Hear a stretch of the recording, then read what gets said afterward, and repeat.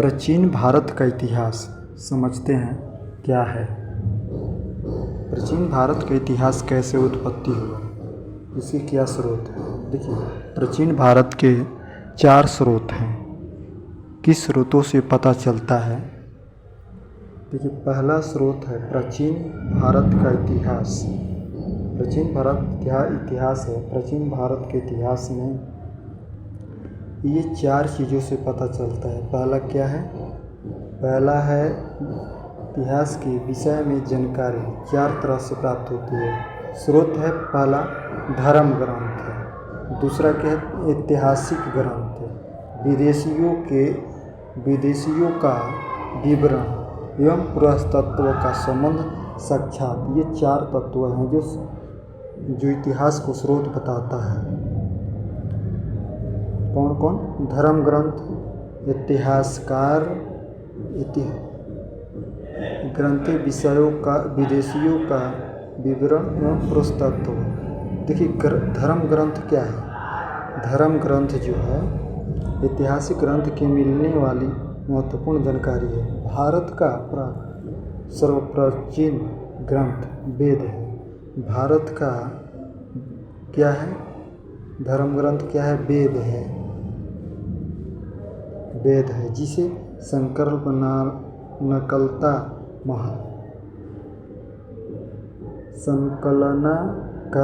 महर्षि कृष्ण द्रविड़ वेदव्यास को मनाया जाता है।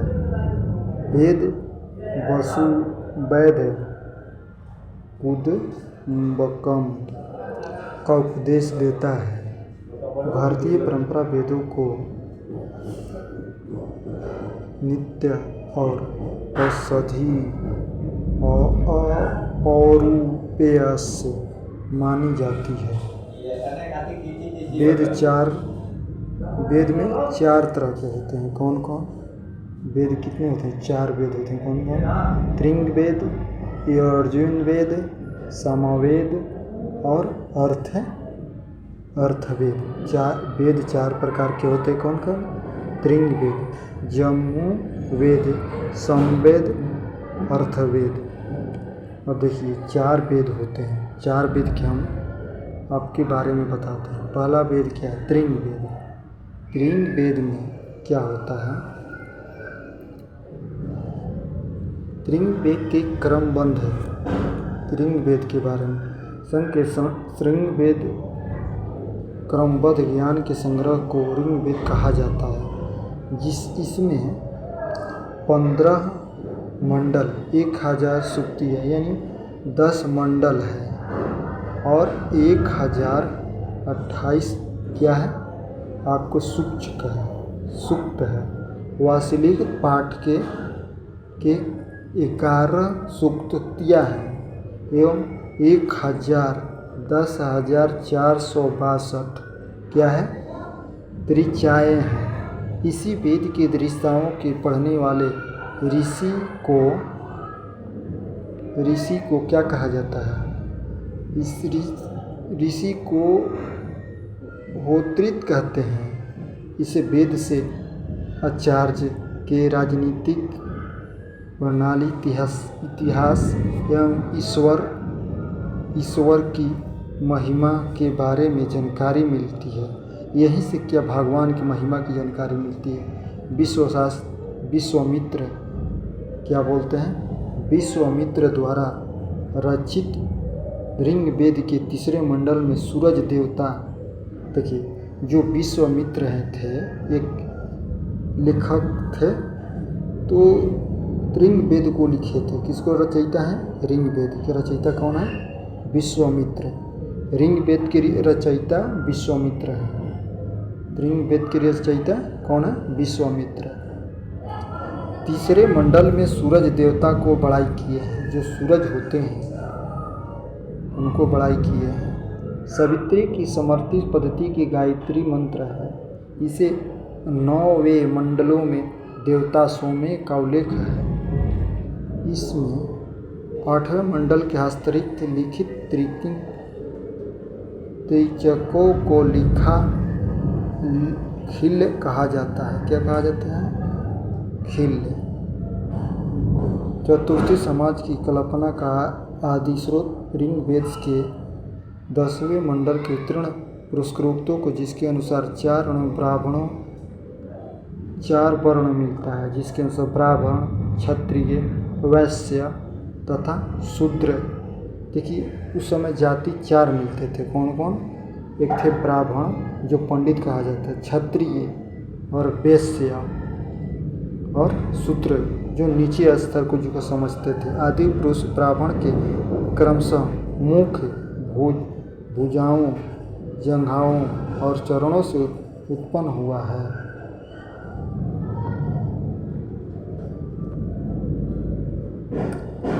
नोट: धर्मसूत्र 4 प्रमुख जातियां हैं। स्थिति विषयों में तत्व विस्तरण किया जाता है। ऋग्वेद के कई प्रक्षिति से भाष्य हो संबंध गायन से है। वर्तमान में प्रचलित प्रयोगित कैलेंडर ईसाई कैलेंडर, जूलियन कैलेंडर ईसाई धर्म इसी मासी जन्म वर्ष कला पर आधारित है। ईसा मसीह के जन्म के पहले समय की ईसा पूर्व को गिनती उल्टी दिशा में होती है। जैसे महात्मा बुद्ध का जन्म 563 ईसा पूर्व एवं मृत्यु 483 ईसा पूर्व हुआ था, यानी मसीह का जन्म 563 ईसा पूर्व हुआ। महात्मा बुद्ध का जन्म 483 वर्ष पूर्व मृत्यु हो गई। ईसा मसीह की जन्म तिथि से आरंभ हुआ। इस ईसाई मृत्यु ईसा के लिए समक्ष लिखा जाता है। कोई वैदिक भाषा में AD में भी लिखा जाता है। AD यानी जिसका अर्थ होता है विन्नेस अर्थ सीमित प्रश्नाली। प्राचीन भारत का पहला गुरुत्व ऐतिहासिक हिस्ट्री ऑफ इंडिया क्या इंडिया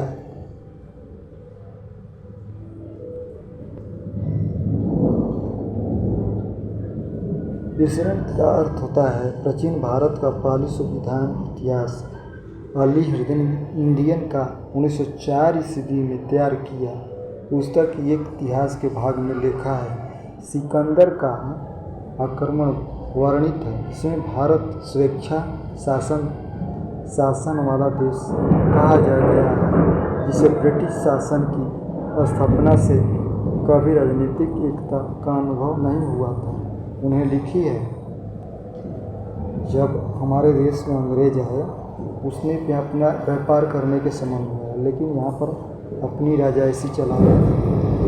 भारतीय इतिहासकार का सरोकार शासन के एक पात्र स्वरूप तानाशाही से ही यहाँ आके तानाशाही करने लगे। अब देखिए महानवाय के 3 पगों से का प्रचलित स्रोत ऋग्वेद है। ऋग्वेद में इंद्र के लिए 250 तथा अग्नि के लिए 200 की रचना की गई है। नोट: प्राचीन इतिहास के साथ के रूप में वैदिक साहित्य के ऋग्वेदों के शतपथ ब्राह्मण की स्थापना हुआ। शतपथ ब्राह्मण का स्थापना हुआ। ये ऋग्वेद के बारे में बताया गया। अब देखिए दूसरा क्या है, अर्जुन वेद। अर्जुन वेद क्या होता है? स्वर्ण पाठ के लिए मंत्रों तथा बलि के समय अनुपालन के लिए नियमों का संकल्प अर्जुन वेद कहलाता है। इस पाठ्यक्रमों को वर्ध अर्जुन वेद कहा जाता है। अर्जुन वेद में ज्ञातों के नियमों को विधि विनय का संकल्प मिलता है। इसमें बलिदान विधि का भी वर्णन होता है। यह एक ऐसा वेद है जो गद एवं पद दोनों, हम अर्जुन वेद में क्या देखते हैं? गद और पद दोनों होता है। गद और पद दोनों होता है। समवेद क्या होता है? देखिए, समवेद जो है, सम का शताब्दिक अर्थ है गान। इस वेद का मुख्यतः यज्ञों के अवसर पर गाए जाने वाले ऋग मंत्रों का संकल्प है। जब यज्ञ होता है उस समय जो मंत्र गाया जाता है तो समवेद में कहा जाता है, इसी को कहा जाता है। इसके पाठ्यक्रमों को उद्रवाद कहते हैं। इसका संकल्प ऋग्वेद पर आधारित है। 1810 ईस्वी में जनक कहा जाता है। 1810 ईस्वी को प्रायतः ऋग्वेद से लिया गया है। इसे भारतीय संगीत का जनक कहा जाता है। भारतीय संगीत का जनक किसे कहते हैं? इसे क्या कहते हैं? भारत के संगीत का जनक कहा जाता है। ऋग्वेद को क्या कहते हैं? भारतीय संगीत का जनक। नोट: अर्जुन वेद तथा समवेद में किसी भी विशिष्ट ऐतिहासिक घटना का वर्णन नहीं किया। इसमें घटना नहीं दिखाया गया है। अब देखिए, अर्जुन वेद अर्धवेद तो क्या है? अर्थात ऋषि द्वारा रचित इस वेद में कुल 731 मंत्र तथा लगभग 600 पद हैं। इसी के मंत्र ऋग्वेदियों के प्राचीनतर और औषधियों का उल्लेख सबसे पहले अर्थवेद में मिलता है। अर्थवेद में 731 मंत्र हैं और 6000 क्या है? पद लिखा गया है। 6000 पद है।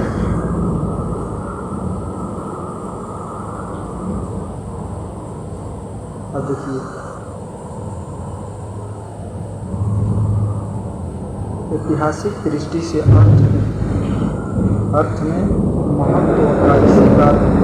इसमें समानतः मनुष्य के विचारों अंधविश्वासों का विवरण मिलता है। इसमें अंधविश्वास और विचार किया गया होता है, उसका लिखा गया है।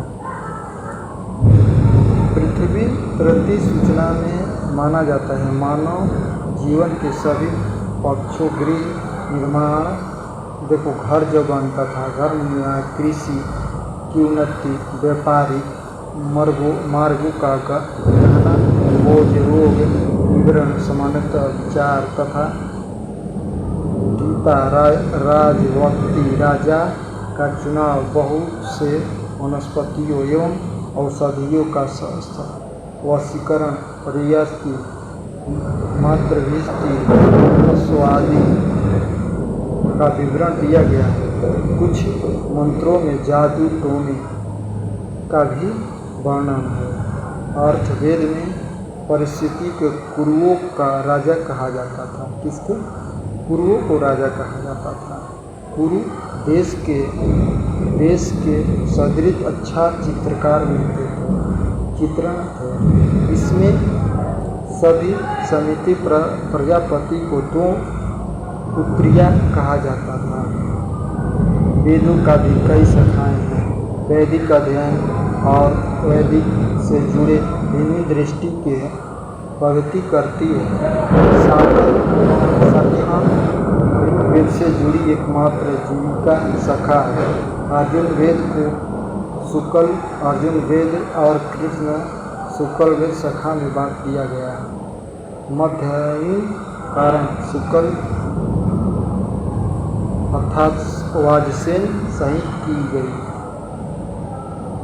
कृष्ण अर्जुन वेद में जुड़े शाखाएँ काठक और मंत्रालय कौशल, राजनीतिक, अमैनिक का तलवार, समवेद शाखाएँ अर्थात वेदों की शाखाएँ सैनक और वैमक ज्वाला होता है। देखिए, जो उस समय वेद में क्या दिखा था, उस समय जादू टोना चलता था। उस समय लोग अंधविश्वास ज़्यादा, पहले के लोग क्या करते हैं? अंधविश्वास पर ज़्यादा ध्यान देते हैं। किसी की तबीयत खराब हो गई तो क्या बोलेंगे कि उसको किसी डायन ने कर दिया है, किसी ने ओझा ने इसको टोन कर दिया है, जादू टोना। उस समय जादू टोना ज़्यादा चलता था। किसी की मान लीजिए कि तबीयत खराब हो गई तो क्या करते थे लोग, वो कहते कि चलिए ओझा के पास चलिए, ओझा से उसको झाड़ फूँक कराएंगे तो ठीक हो जाएगा। तो इसी को कहा जाता है अंधविश्वास। तो पहले के लोग थे तो क्या करते थे, जादू टोना पर ज़्यादा विश्वास करते थे। उस समय दवाई का इतना इस्तेमाल नहीं था जितना आजकल है। और उस समय दवाई का इस्तेमाल जो वेद थे, जो डॉक्टर थे, आयुर्वेदिक डॉक्टर जो होते थे तो क्या करते थे, आयुर्वेदिक डॉक्टर उस समय जो घास फूल पत्तियाँ जो होती है जंगलों में, पेड़ पौधे होते हैं, उसी से, जैसे मान लीजिए आपका पैर दर्द कर रहा है, चाहे कुछ कठिनाई है, तो घास भूसा पेड़ को छालों से, पेड़ के बीज से बनाकर दवा और सिलटे पर पीस करके दवाई उसको पिलाते थे, उससे वो ठीक हो जाता था। जिस तरह अरविंद वेद जैसे, जिस समय देखिए भगवान राम और अर्जुन से जब युद्ध हो रहा था, उस समय जब युद्ध हो रहा था तो क्या हो रहा था, और इतिहास उस समय दवा नहीं प्रचलित हो, तो उस समय क्या हुआ, तो उस समय कहा गया जब रावण ने जब राम को लक्ष्मण बाण लग गया था, लक्ष्मण बाण जब मारा गया था, तो जब लक्ष्मण बाण लगा तो क्या हो गया, वो मूर्छित होकर गिर गए। तो गिर गए तो उस समय नियम था कि सूरज से पहले अगर दवा मिल जाएगा, अगर इनको पिला दिया जाएगा तो राम लक्ष्मण जी जाएंगे, नहीं तो ये मर जाएंगे। तो उस समय क्या किया, तो भागा, तो कहा गया कि भाई तो ये दवा मिलेगा कहाँ। तो उस समय देखिए वो थे जो गणुर देव उसको कहते हैं, गणुर देव एक पक्षी के रोल में थे। तो गणुर देव क्या ज्ञान, उनके पास बुद्धिमान थे, ज्ञान बहुत था। तो उनने बताया कि जाओ श्रीलंका में जाओगे तो श्रीलंका में वैद्य के पास, श्री ऋषि के पास ये दवा मिलेगा, वहाँ पर पहाड़ों पर बहुत सारा मिलेगा दवा, वहाँ से ले आओ जड़ी बूटी, और ले आओगे तो आपको पिला देने पर ये लक्ष्मण जी का ठीक हो जाएंगे। तो क्या किया राम दवा लेने, तो रावण क्या समय दवा लेने तो हनुमान जी थे, तो हनुमान जी दवा लेने तो चल गए। तो वहाँ गए तो रावण ने क्या किया, रावण उस समय क्या किया, रावण ने वहाँ पहाड़ों पर लाइट जला दिया, जगमग करने वाला, उसमें पहचान नहीं होता कि कौन सा जड़ी है, कौन क्या हुआ। तो जड़ी को क्या किया, हनुमान जी ने 7 समुंदर पार जाना था जड़ी लाने के लिए, तो कोई जा नहीं सकता था, हनुमान जी उड़ते थे, तो बोले कि मैं जाके दवा ले आ जाऊँगा दवा। तो ये जब ये गए तो उस समय क्या हुआ, तो वहाँ पर पहाड़ों पर रंग बिरंगे मतलब लाइट जलने लगा, तो इनकी पहचान नहीं होगी कैसे क्या होगा। तो वहाँ से क्या है, हनुमान जी पूरा पहाड़ के ही उठा के लेके चल दिए, पहाड़ को ही लेके आ गए, और वैदिक जो वेद थे, ऋषि थे, उनको भी लेके आ गए, वहाँ से लेके आए, क्योंकि वही पहचान सकते थे, दूसरा तो घास भूसा पहचान नहीं सकता था। तो उनने सिलवट्टे पर पीस के और वो दवाई पिलाई, तब जाके राम भगवान लक्ष्मण जी गए।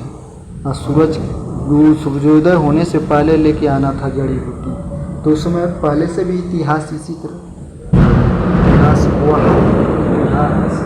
गवाही देता है कि पहले के ज़माने में जादू टोना ज़्यादा चलता था, और वैदिक दवा चलती थी। उस समय क्या चलता था, आयुर्वेदिक दवा चलती थी। उस समय दवा उसी जड़ी बूटी पेड़ के छालों से दवा बनती थी, और घास भूसा से दवाइयाँ बनाती थी, और दवा बना के प्रयोग में किया जाता था उस समय, और दवाई ठीक हो जाता, वो ठीक हो जाता था, उतना दिक्कत नहीं था। लेकिन अब क्या करेंगे, अब ये समय तो अब ये आ गया आधुनिक युग है, ये कलयुग होता है। कलयुग में एक से वैज्ञानिक निकल गए हैं, वैज्ञानिक इस बात को मानते नहीं हैं, ये कहते हैं कि अंधविश्वास है। अब वैज्ञानिक जो होते हैं भाई, उनकी तो अलग सोच है, उनकी अलग है, आज के ज़माने में, टेक्निकल के ज़माने में बहुत सारी आगे बढ़ गई है दुनिया, ये तो मानना पड़ेगा भाई। क्योंकि देखते हो एक से एक फार्मा हो गया कि दवाई से आदमी को सृजना बना देता, लेकिन केवल प्राण नहीं डाल पा रहा है। अगर प्राण डालने पर वो काबू कर दिया तो उसको भी बना देंगे। आज देख रहे हो रोबोट बना दिया, रोबोट सारी काम करता है। चलिए जय हिंद दोस्तों, आगे नेक्स्ट क्लास में मिलते हैं। हिस्ट्री नेक्स्ट क्लास में मिलते हैं। चलिए आप इसके फिर आगे प्राचीन काल पर दूसरे बार नेक्स्ट बात करेंगे। अच्छा लगे तो सब्सक्राइब करें और बेल घंटी तो को दबाएं। आपके सपोर्ट से हम सब आगे बढ़ सकते हैं। आपको सपोर्ट चाहिए। सब्सक्राइब करें, अच्छा लगे तो सब्सक्राइब करें और बेल घंटी को दबाएं ताकि आपको पल पल की खबरें मिल सके। हम आपके इतिहास में सारी A to Z सारी आपको लूसेंट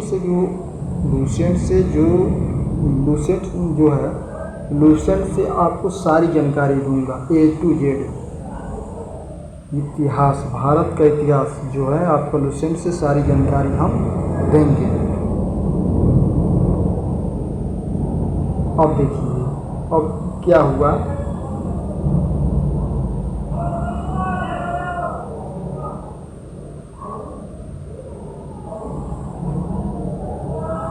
अब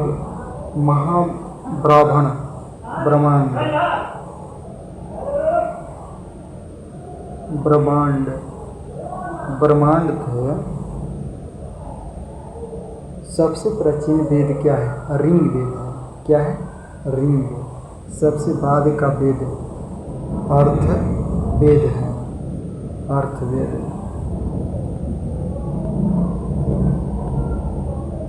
अब देखिए ब्राह्मण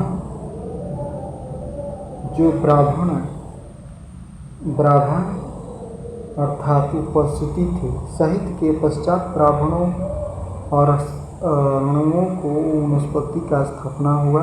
इसमें उत्तर वैदिक कालीन समाज संस्कृत के विषय में जानकारी प्राप्त होता है। ब्राह्मण एवं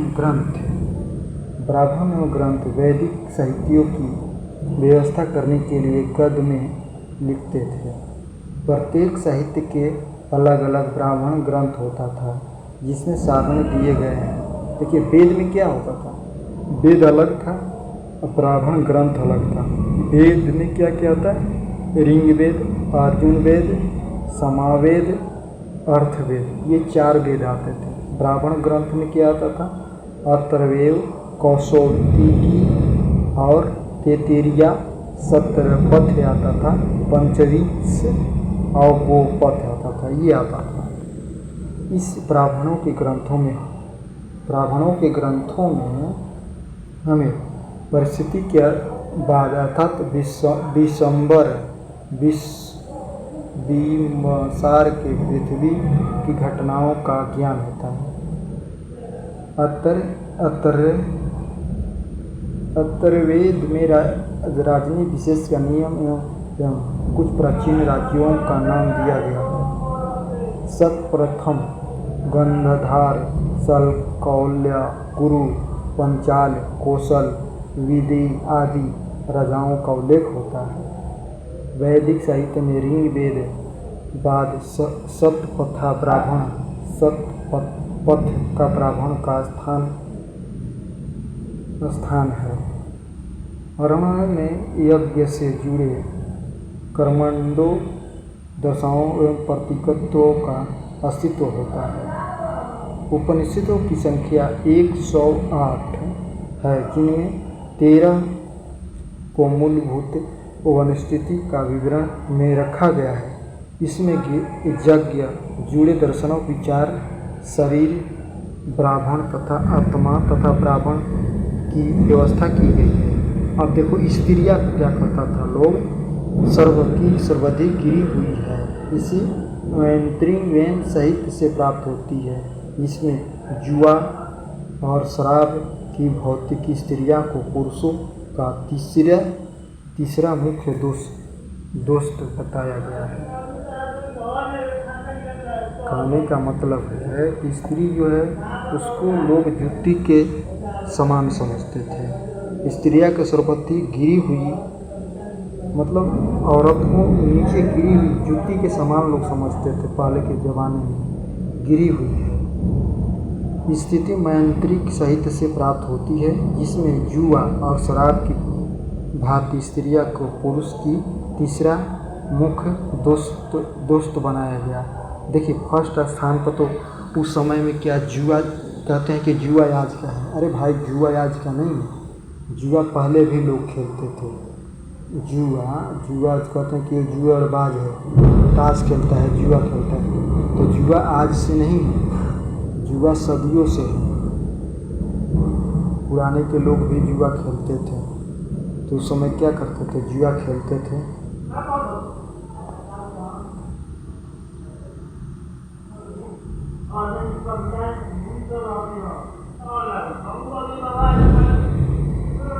उस समय भी लोग जुआ खेलते थे।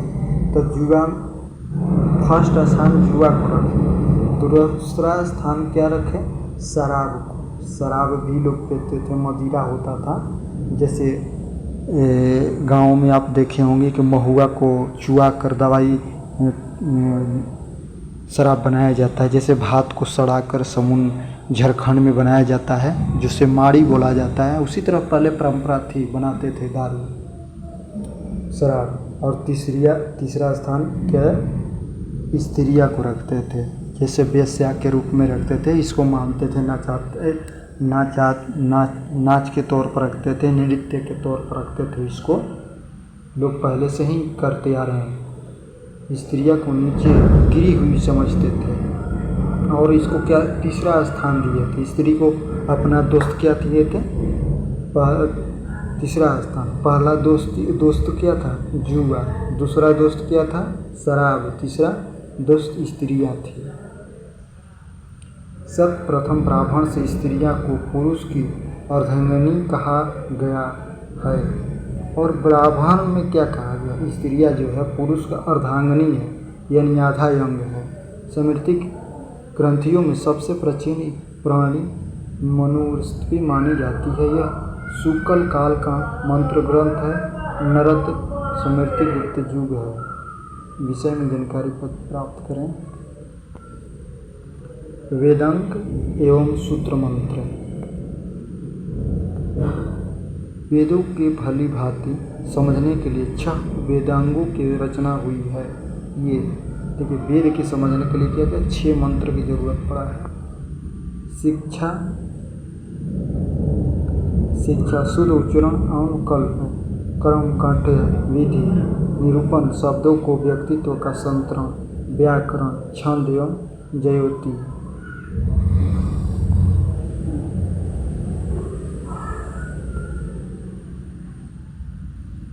वैदिक साहित्य के आरक्षण बनाए रखने के लिए सूत्र को सिति, गृह, धर्म सूत्र, क्षत्रिय, विदुग्र, क्रमगंठो, राजनीतिक विधि रखी गई थी। प्रमुख सूत्रकार गौतम बुद्ध भगवान, अपलस्थन, वैष्णिक आदि नाम विदेश रूप से उल्लेखनीय है। सूत्रों में गौतम बुद्ध धर्म सूत्र सबसे प्राचीन माना जाता है। जो गौतम बुद्ध थे सबसे प्राचीन ग्रंथ माने जाते हैं, सबसे पुराना। अब देखिए, पुराण किसे कहते हैं? भारतीय ऐतिहासिक कथाओं का सबसे अच्छा क्रमबद्ध विवरण प्रसंग मिलता है। रचयिता लोक महर्षि अर्थात उनके पुत्र अग्रश्रमय माने जाते हैं। इन्हें सन संख्या 18 है, जिनमें केवल 5 मत्स्य, वायु, विष्णु, ब्राह्मण, भागवत में ही राजाओं की वंशावली पाई जाती है। देखिए, पुराण में क्या है? समुद्री राज में विष्णु पुराण, महत्व पुराण, वायु पुराण, मौर्य वंश, धर्मसत्ता वंश, गुरु वंश। पूर्ण वंश में महत्स्व सबसे प्राचीन एवं प्रामाणिक है। आधुनिक काल पूर्ण सरल संस्कृत संकलों में लिखे गए हैं। स्त्रियां तथा शूद्र जिन्हें वेद पढ़ने की अनुमति नहीं थी, पहले स्त्रियों को वेद पढ़ने की अनुमति नहीं थी, वो नहीं पढ़ सकते थे। वेद पुराण सूत्र हो सकते थे। पुराणों में पाठ का पुजारी मंदिरों में किया जाता था। पूजा कहाँ करते थे? वेदों मंदिर में। सामाजिक संस्कृति अग्नि पुराण का काफ़ी महत्व है, जिसमें स्वतंत्र कृषि संबंधी विवरण दिया गया है। देखिए, उस समय बौद्ध धर्म, जैन धर्म, अन्य साहित्य थे। जातक में बुद्ध की पुनर्जन्म कहानी वर्णित है। न्याय का प्रथम ग्रंथ कथावस्तु है, जिसमें महात्मा बुद्ध का जीवन चरित्र अनेक कथाओं को साथ वर्णित किया गया है। जैन धर्म साहित्य के आगमन कहा जाता है। जैन धर्म का प्रारंभिक इतिहास कल्प सूत्र के ज्ञातों से है। जैन ग्रंथ भगवती सूत्र में महावीर के जीवन कृत्यों तथा सामाजिक उन्नति के संस्थान का विवरण मिलता है। अर्थशास्त्र क्या है? लेख चांडिया, कौटिल्य, विष्णुगुप्त के यह 15 उपाधिकरण एवं 180 प्रकरणों में विभाजित किया गया। इनमें मौर्यकालीन इतिहास की जानकारी प्राप्त होती है। साम स्त्री संस्कृत साहित्य ऐतिहासिक घटनाओं क्रमबद्ध लिखने का सर्वप्रथम प्रायः कल्हण है। कल्हण द्वारा रचयिता पुरस्कार ग्रंथ में 8 जिन्हें तरंगों का संज्ञा दी गई है, और इसमें प्रारंभ में लेख में 12 थे। सादी तथा कश्मीरी के शासकों का वर्णन है। अरब सिंध विजय का चाचा नामक लेखक अली अहमद थे। अब देखिए, अष्टविधि संस्कृत भाषा वर्णन के पुरस्कार लेखक वाणिज्य है, जिसमें मौर्य के पहले इतिहास का मौर्ययुगीन राजनीतिक अथवा जानकारी प्राप्त होती है। अष्टधारी पहली बार लिपि शब्द का प्रयोग हुआ। कल्याण की गगरी साहित्य एक जयती ग्रंथ है। फिर भी इसमें भारत पर होने वाले एक जन अग्रहण का उल्लेख मिलता है। पतंजलि वसुमित्र सुगम के पुरोहित थे। इन्हें महाव्यय सुगों के इतिहासकार का पता चलता है। विदेशी यंत्रों से मिलने वाली प्रमुख जानकारियाँ। यूनानियाँ रोमन लेखक थे। ईरान का राजवैद्य था। भारत के संबंध में इसका विवरण अर्जनक कहानियों में परिणत होने का कारण अवश्य होती है। देखिए, पहले जो था भगवान गौतम बुद्ध थे। गौतम बुद्ध जो थे बहुत पुराने थे, और इनने क्या किए, गया में ये वहाँ पर सरनाथ में अपने ज्ञान की प्राप्ति की। वहाँ पर बर वृक्ष के नीचे पूजा करके जल और उपासना करके वहाँ पर ज्ञान की प्राप्ति की। कहाँ किए थे? सरनाथ में, गया जो है। और जैन धर्म का भी बुद्ध भगवान बौद्ध धर्म का भी प्रचलित कहाँ से हुआ? बिहार से हुआ। कहाँ से हुआ? कोई पूछेगा कि बौद्ध धर्म का कहाँ शुरुआत हुआ, जन्म किस राज्य में? तो बिहार राज्य से हुआ। अच्छा, जैन धर्म का उत्पत्ति कहाँ से हुआ? तो जैन धर्म का भी उत्पत्ति कहाँ से हुआ? बिहार से ही हुआ है। जैन धर्म का उत्पत्ति बिहार से हुआ है, और बौद्ध धर्म का भी उत्पत्ति बिहार से हुआ है। जैन धर्म भी बिहार से हुआ है, और बौद्ध का भी बिहार से हुआ है। ये पूरा विश्व में भी चलने लगा। जैन धर्म मानने वाले बहुत लोग हैं अब, जो ईसा मसीह को मानते हैं। बिहार से ही उत्पत्ति हुआ, पूरा दुनिया में ये फैल गया। भगवान गौतम बुद्ध भी और महावीर जो थे वैशाली में जन्मे थे, ये भी बिहार के ही थे।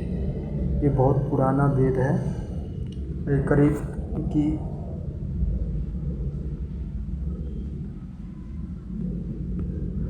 और इनके पुराणों में मिलता है।